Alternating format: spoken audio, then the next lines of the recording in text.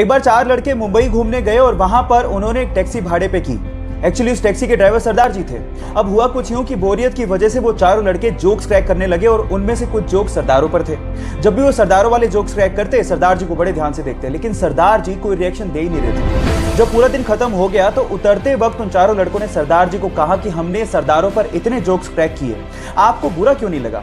तो उन्होंने तब भी कोई जवाब नहीं दिया और 100 रुपए देते हुए कहा कि अगर तुम्हें पूरी मुंबई में कोई सरदार भिखारी मिल जाए तो उसे मेरी तरफ से 100 रुपए दान कर देना। वो चारों लड़के पूरे दिन मुंबई घूमते रहे, लेकिन उन्हें कहीं सरदार भिखारी दिखाई नहीं। तब उन्हें समझ में आ गया कि हम मजाक जरूर उड़ाते हैं, लेकिन इससे मेहनती लोग होते भी नहीं हैं।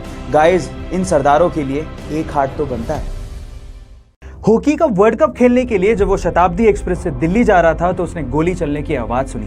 पीछे का यात्री आया और उसने कहा कि उसे गलती से गोली चल गई है। क्योंकि गोली उसी लगी थी तो वो वहीं बेहोश हो गया।